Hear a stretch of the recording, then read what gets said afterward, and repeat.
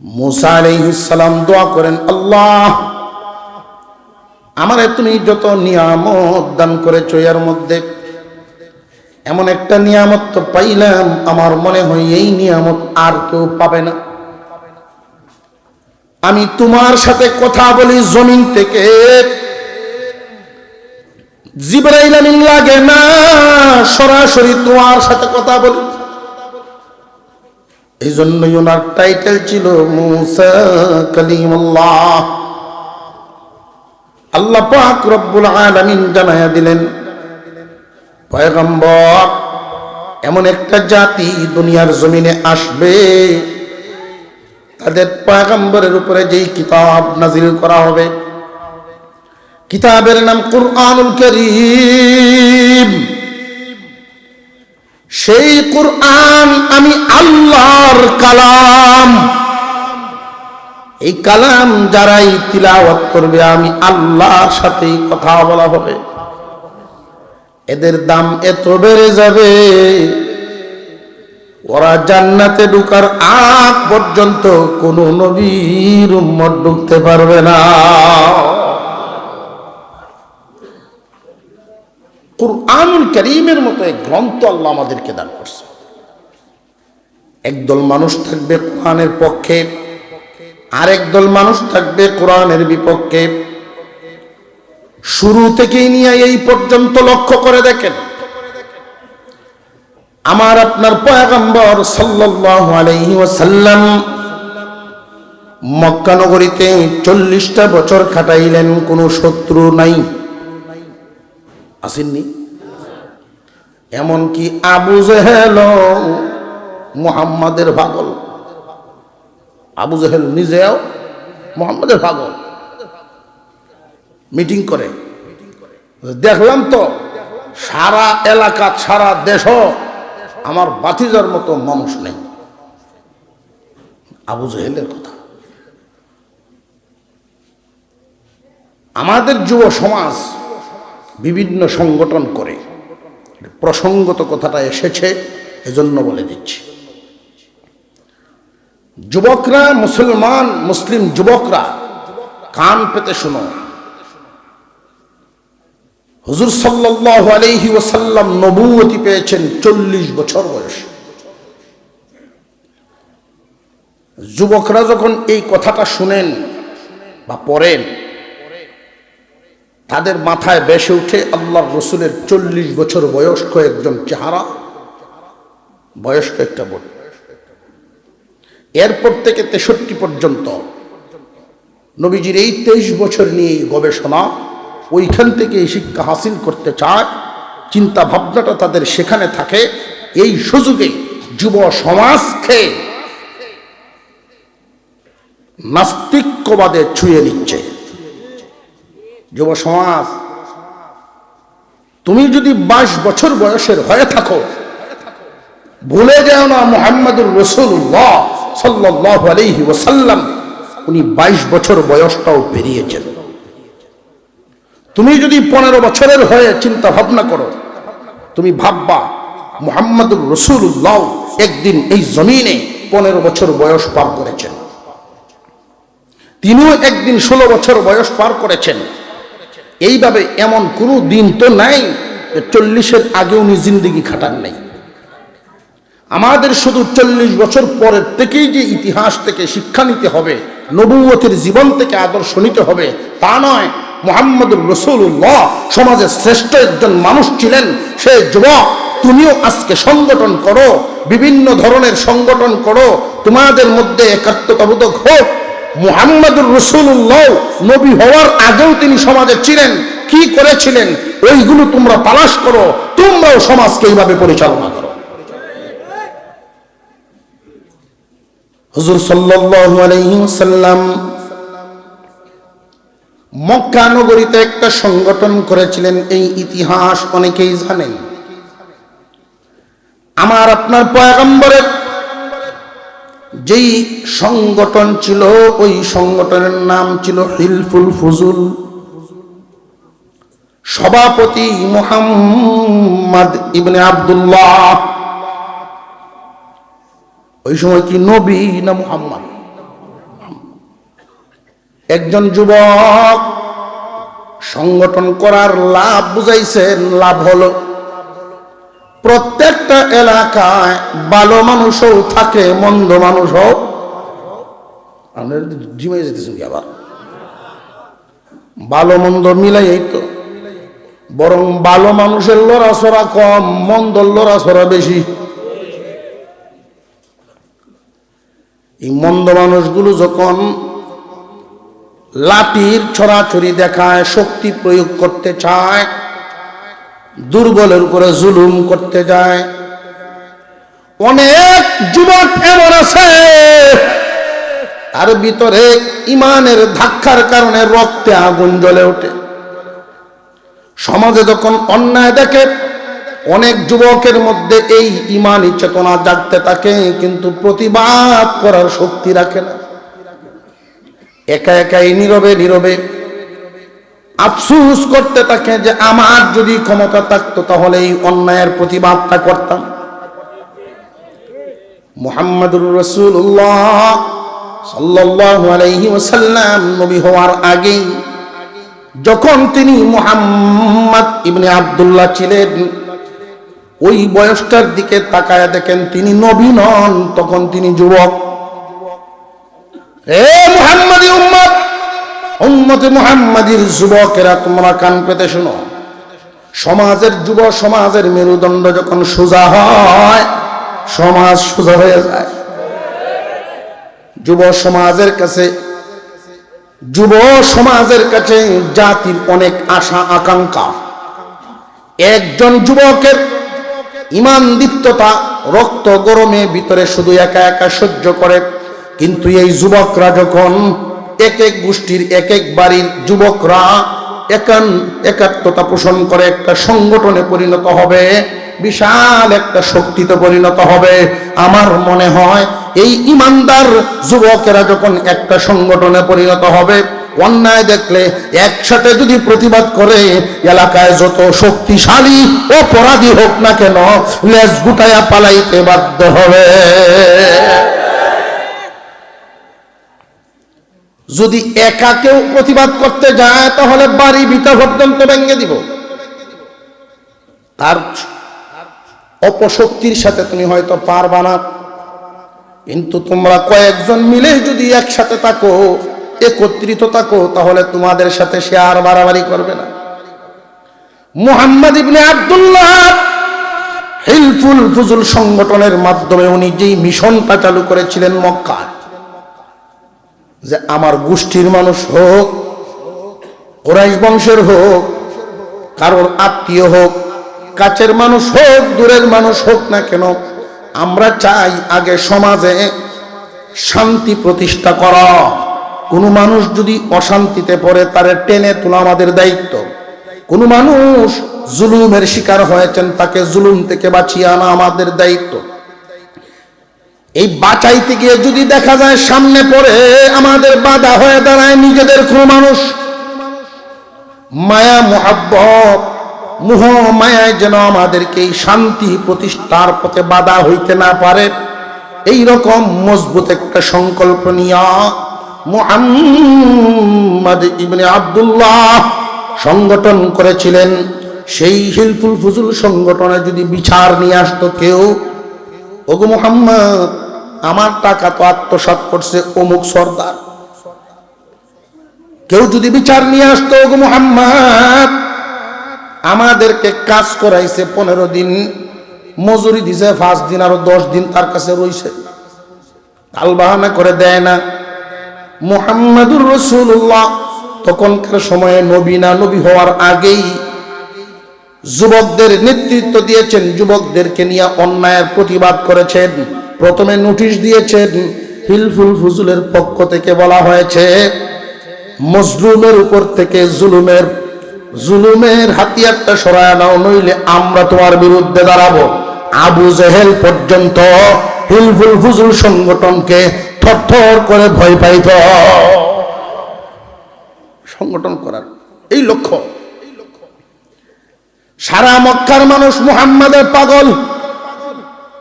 40 বছর বয়সের আগ পর্যন্ত মুহাম্মাদের কোনো শত্রু জোরে কর।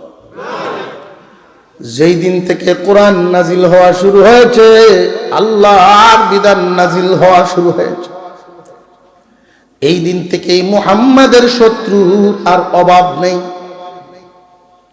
মূলত কি মুহাম্মদ ইবনে আব্দুল্লাহর শত্রু না মুহাম্মদুর রাসূলুল্লাহর শত্রু? মুহাম্মদ ইবনে আব্দুল্লাহর কোনো শত্রু ছিল না।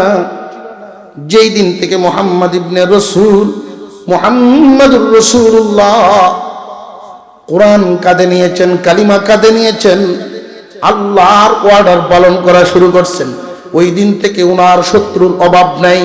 মূলত উনার শত্রু না, আল্লাহর বিধিবিধান, আল্লাহর কোরআনের শত্রু। একদল মানুষ কোরআনের পক্ষে সব ঢেলে দিছে। আল্লাহর কোরআন জমিনে প্রতিষ্ঠা হবে, আল্লাহর কোরআনের খেদমত জমিনে থাকবে, এই লক্ষ্যে একদল মানুষ দিতে দিতে দিতে দিতে এমন দেওয়া দিয়েছেন, জীবনের এক পর্যায়ে মক্কা ছেড়ে মদিনায় গিয়া মদিনার গলিতে ছালার চাটাই দিয়া, সালার শট দিয়া, খেজুরের কাঁটা দিয়া তিনি সিলাইছেন, সালার শটের পাঞ্জাবি পরছেন। কাপড়ের সুতা নেই, সুতার কাপড় নেই, সালার শটের পাঞ্জাবি পরে যখন গলিতে বের হয়েছেন, আরেক দলে ডাক দিয়া কয়, আবু বকর, তোমার বাবা কত বড় শিল্পপতি ছিলেন, তুমিও ছিলে কত বড় ব্যবসায়ী। মুহাম্মাদের দ্বীন গ্রহণ করিয়া আল্লাহ এবং রসুলের সন্তুষ্টি তালাশ করার জন্য, আল্লাহ এবং রসুলের সন্তুষ্টি তালাশ করার জন্য জীবনের সব হারাইলা। আবু বকর দাঁড়ায় গেছেন। শুনো রে দুনিয়ার মানুষ, কান পেতে শুনে রাখো, আমার সমস্ত কিছু সহায় সম্পত্তি দেওয়ার পরেও আল্লাহ এবং রসুলের সন্তুষ্টি যদি আমি পাওয়া যাই, তবে দুনিয়াবাসীর সামনে আমি চিল্লায় বলবো, বড় কম দামা জিনিস দিয়া বেশি দামা জিনিস পাইছি। দুনিয়ার দ্বন্দ্বলত দিয়া যদি আল্লাহ এবং রসুলের সন্তুষ্টি পাওয়া যায়, আমার চাইতে লাভবান আর কেউ হইবে না। এই বোঝটা উনি বুঝেছেন। এই জন্য মুহাম্মাদের মিশন, অর্থাৎ মুহাম্মদুর রাসূলুল্লাহর মিশন, আল্লাহর কোরআনের প্রচারের কাজে আবু বকর থেমে থাকেন নাই। দিতে দিতে শেষ পর্যন্ত কোন পর্যায়ে গিয়ে দাঁড়াইলেন? উনি কি বিফল না পুরাপুরি সফল? আওয়াজটা হইছে না? পুরাপুরি সফল। পুরোপুরি। কেমন সফল? কেমন সফল খেয়াল করে। আম্মা জান আয়েশা সিদ্দিকা রাদিয়াল্লাহু আনহা, স্বামী স্ত্রী পয়গম্বরের সাথে বসা, চাঁদনি রাত, আকাশ ভরা তারকা, স্বামী স্ত্রী একসাথে বসে বইসেননি কোনোদিন? শুধু হলো না মাথা লড়ায়, তোর বিয়াই করছে না? ময় মুরব্বীরা জিম ধরছে, হুজুর কইলটা কিতা, এইটারে কিডারে লইয়া বইতাম। আহা, বিবিরে নিয়ে যদি স্বামী বসেন, আল্লাহ মুস্কি মুস্কি হাসেন। আল্লাহু আকবার বলেন, আল্লাহু আকবার বলেন।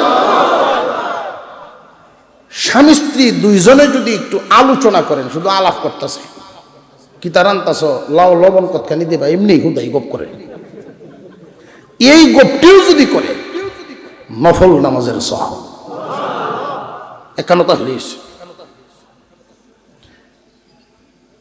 ইসলামের বিধান হলো স্বামী স্ত্রীর সংসার টিকিয়ে রাখার পক্ষে। ইসলামী শরীয়তে দুইটা বস্তু হালাল, দুইটা বিধান আছে হালাল, তবে আল্লাহর কাছে পছন্দ না। এর মধ্যে একটা হইল ভিক্ষা করা, আরেকটা হলো তালাক দেওয়া, যেটা সহালেও চলে, দুহরেও চলে, সমানে চলতেছে, চলে না? কাজে লাগে যখন বেড়ার কুলাই তারে না, এই বাইরে আগের মুখটা যায়, সামনে গিয়ে দাঁড়ো থেকে কয় না, দিলাম, কিন্তু দিলাম বটরায়। এই তালাক এবং ভিক্ষা এটি নিকৃষ্ট, আল্লাহ অপছন্দ। আল্লাহ চান দুইজনের মধ্যে মিল। এজন্যই তো যদি কেউ কারোর মন মতো নাই হয়, অনকিতা করুন, আমরা একটু জিকির করি, লা ইলাহা ইল্লাল্লাহ, লা ইলাহা রাসূলুল্লাহ, আলহামদুলিল্লাহ বলেন। আরো জোরে কোন আলহামদুলিল্লাহ। আওয়াজটা একটু বাঁশলে তো গুমরা একটু দূর যায়। আমি মনে করছিলাম যে কারেন্টটা গেছে, এই সুযোগ এখন পায়া দেয় অনেকেই, সুযোগ পাই আছি। মোনাজাত করে যাইতে রেখেছেন ইনশাল্লাহ। স্বামী স্ত্রীর ভিতরে যদি মিল মোহাব্বত তৈরি হয়, একজন আরেকজনকে সালাম দিলেই আল্লাহর রহমত নিচে, একজন আরেকজনকে সালাম দিলেই মোহাব্বত বাড়তে থাকে। এক হাদিসের মধ্যে আসছে, যেই ঘরে সালাম ঢুকে খবিস জিন জিন্নাত শয়তান সেখানে থাকতে পারে না। কাজে লাগে কেমনে? বিশেষ করে স্বামী স্ত্রীর ভিতরেই সালাম কালামটা বেশি হওয়া চাই। এমন কোন বাহাদুরকে আছেন যে আজকে কে দিবেন সালাম একটা? বাহাদুরি লাগবো, এমনি হইতো না। আসেননি কেউ? এটা হইলে হইলে সরম করবো, সরম ভাগ্য তো দেওয়ান লাগবো। মোহতামিম হুজুর চিনেন, নৌপাড়া বাজার আছে একটা আমাদের বাড়ির পাশে। এই বাজার মসজিদে জুমা পড়ায় ঢাকা যাওয়ার আগে এই সালামের ওয়াজ, বউরে সালাম দেওয়ান। তো এক বুড়া বেড়া, আমরা বেড়া নিচে এই দেওয়ালটা বাড়িতে নিয়া দেখে বুড়ি কাপড় লাগতেছে, গোসল করে আয়।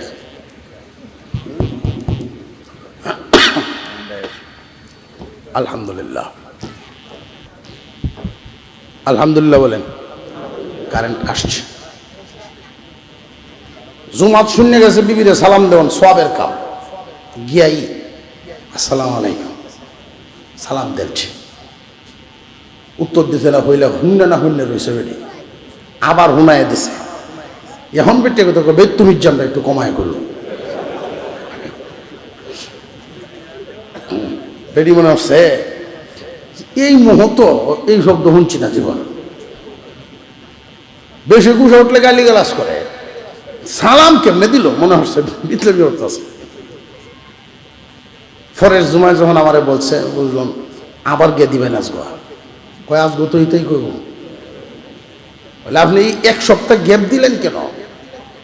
ঘর থেকে বেরোয়ার সময় একবার দিয়ে আইবেন, ঘরে ঢুকবার সময় আবার দেবেন। এইভাবে কয়েকদিন অভ্যাস হইলে আপনি যখন দিবেন না উনিও আপনাকে দিব। আরো জোরে কর। আমরা তাহি এক কানো, আল্লাহর রসুলের আদর্শ তো সে মুঠি আরেক কানো, আমরা সাথে নাই। এই কারণে রহমত আছে কি? আম্মা জান আয়েশা সিদ্দিকা রাদিয়াল্লাহু আনহা নবীজি সাল্লাল্লাহু আলাইহি ওয়াসাল্লামের সাথে বসা, সময়টা দিন না রাত, চাঁদনি রাত, আকাশ ভর্তি তারকা, খোলা আসমানের নিচে স্বামী স্ত্রী দুইজন আলোচনা করেন। ওনাদের মধ্যে আলোচনার ধরনই হতো দিন এবং দুনিয়া দুইটার মধ্যে। দিনই আলোচনা বেশি, আখিরাতের চিন্তা ছিল তাদের অন্তরে বেশি।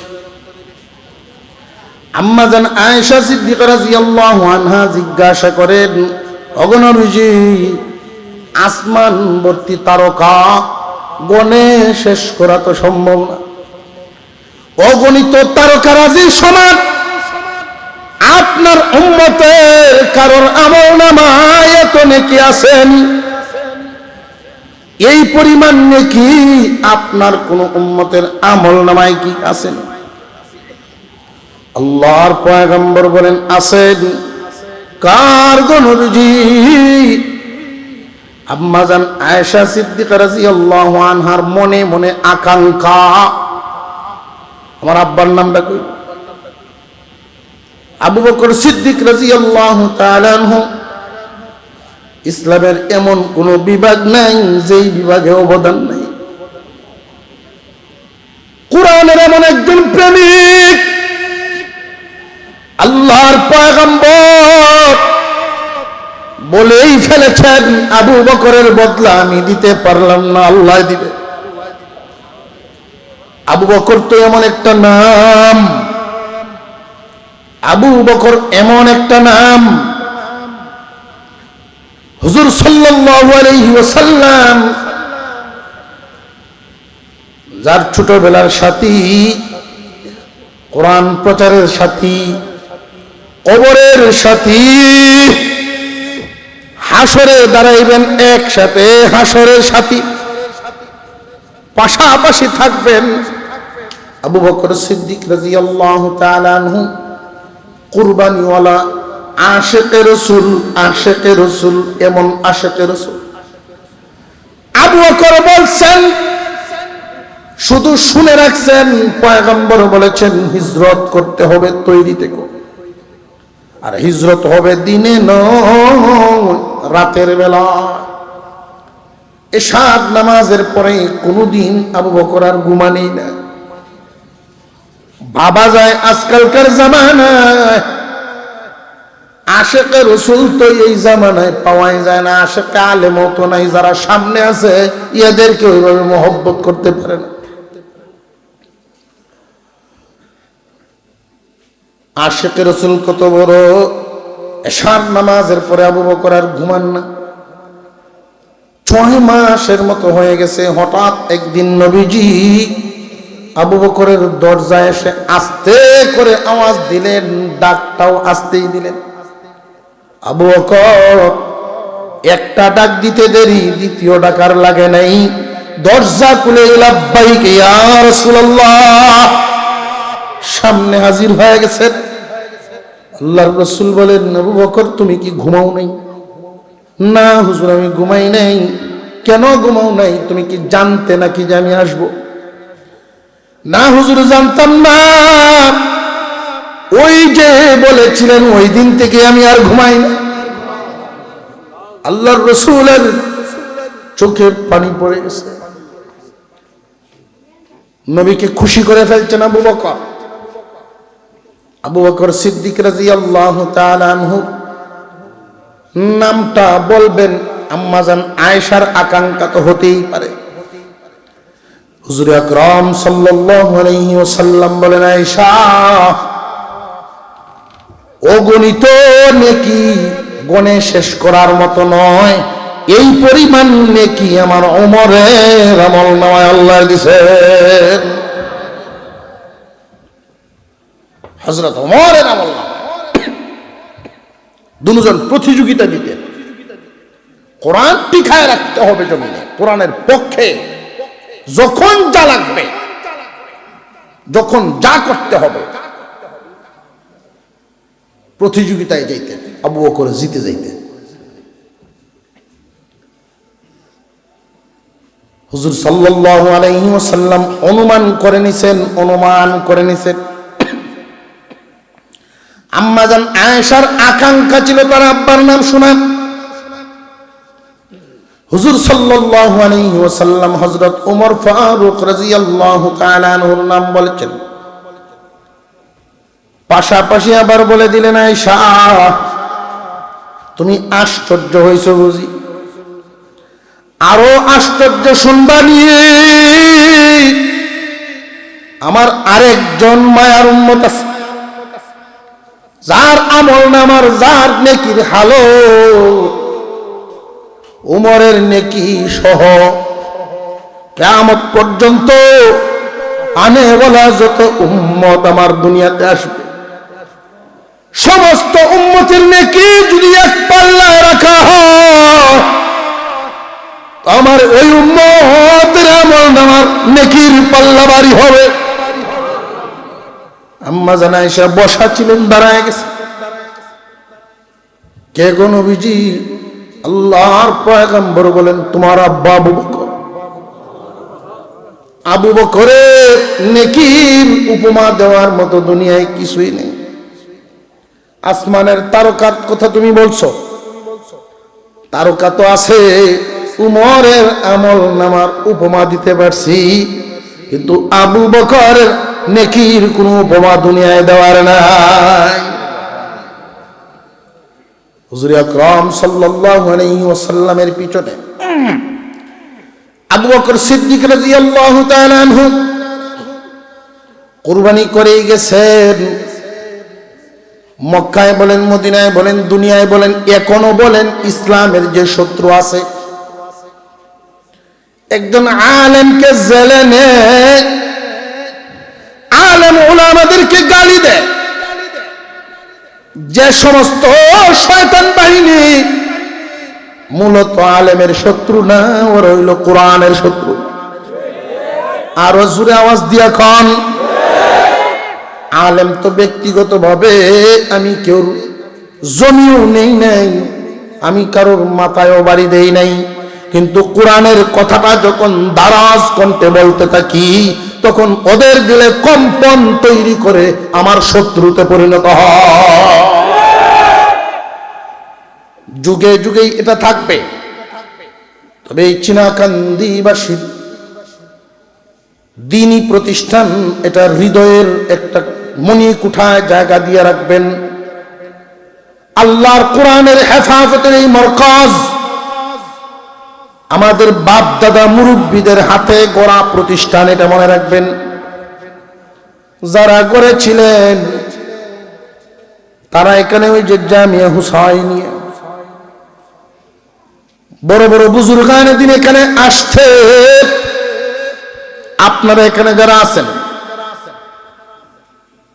মুরব্বীরা, আপনাদের মুরব্বীরা ওই আল্লাহ ওয়ালা গণের জুতা নিয়ে ব্যাগ নিয়ে পিছনে পিছনে ঘুরতেন। আল্লাহর ওলিগণ এখানে আসতেন, এক গ্লাস পানি ফু নেওয়ার জন্য আসতেন, দোয়া চাওয়ার জন্য আসতেন। তাদের হৃদয় নিংড়ানো যে যা পারছেন তা দিয়েই প্রতিষ্ঠান গড়ছেন। আপনাদের মোহাব্বতের হৃদয়ের মণিকুঠায় জায়গা দিয়ে রাখবেন। হৃদয়ের কোনো একটা জায়গায় সন্তানের যেমন মোহাব্বত, স্ত্রী পরিবার নিজের যেমন মোহাব্বত, কুরআনুল কারীমের এই প্রতিষ্ঠানটার একটা মোহাব্বত দিলের ভিতরে রাখবেন ইনশাআল্লাহ। তাহলে লাভটা কি হবে? লাভটা কি হবে? মুহাম্মদুর রাসূলুল্লাহ সাল্লাল্লাহু আলাইহি ওয়াসাল্লামের বন্ধু তো আবু বকর 40 বছরের আগেও ছিলেন। যখন মুহাম্মদ ইবনে আব্দুল্লাহ, নবী নন, মুহাম্মদ ইবনে আব্দুল্লাহ হিলফুল ফুজুল সংগঠন করেন, সমাজের কাজ করেন, তখনও আবু বকর আমার আপনার নবীর সাথী ছিলেন। এত ফজিলত পূর্ণ হতে পারেন নাই। দাম বাড়ছে, মর্যাদা বাড়ছে কখন? আল্লাহর কোরআনের জিম্মাদারি নিছেন যখন। কেমন বাড়া বাড়ছে? নবীজি দুনিয়া থেকে বিদায় হওয়ার পরে আবু বকর সিদ্দিক রাদিয়াল্লাহু তাআলা আনহু জিম্মাদারি গ্রহণ করেছেন, খেলাফতের জিম্মাদারি। 2 বছর 4 মাস 13 দিন পর্যন্ত খেলাফত পরিচালনা করেন। আম্মাজান আয়েশা সিদ্দিকা রাদিয়াল্লাহু আনহাকে ডাক দিলেন, ওমা, এই 3টা কাপড় তোমার কাছে দেই গো মা, মনোযোগ দেন। ঘুমো গেলা গেলা সজাগ দেই, আপনার দেই, ঘুমো গেলা গেলা দেই না। আর থেকে বীর আর কয়েক মিনিট এখানে আজকে যে আশাটা আল্লাহ রাজি খুশি করার জন্য, মূলত এই সুনামগঞ্জের সুরমা নদীর ওই পারে আমি এক বুজুর্গের মুখে শুনছি, একজন আলেমের মুখে শুনছি যে সুনামগঞ্জ সুরমা নদীর ওপারে একজন আলেম আছে। এই ব্যক্তিটার নাম শুনিয়া আল্লাহ পাক আমাদের সামনে আরো দীর্ঘ হায়াত দান করেন, বলুন আমিন। ওনার দাদির বাড়ি আমার বাড়ির পাশে। উনি ফোন দিছেন 24 তারিখ আসতে হইব, জীবনে তো আর চাই না কিছু, চাই বসে।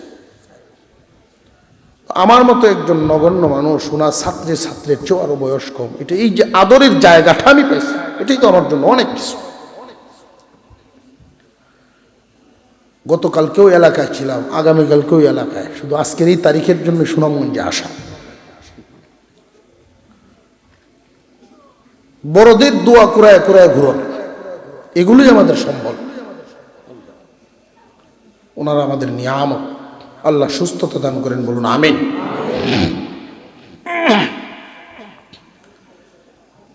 আবু বকর সিদ্দিক রাদিয়াল্লাহু তাআলা আনহু আম্মাজান আয়েশা সিদ্দিক রাদিয়াল্লাহু আনহাকে বলেন, মাগো ও মা, তিনটা কাপড় তোমার কাছে দেই নাও, আমি যেই দিন দুনিয়া থেকে বিদায় হব এই তিনটা কাপড় দিয়ে, এই তিন কাপড় দিয়ে আমার কাফন দিবা।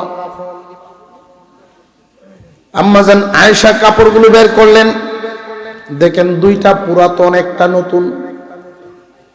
ও বাপ, আপনার কাফনের কাপড় দুইটা পুরাতন আর একটা নতুন, আমাদের কি এই সামর্থ্য নাই তিনটাই নতুন দিব? এই সামর্থ্য কি আমাদের নেই?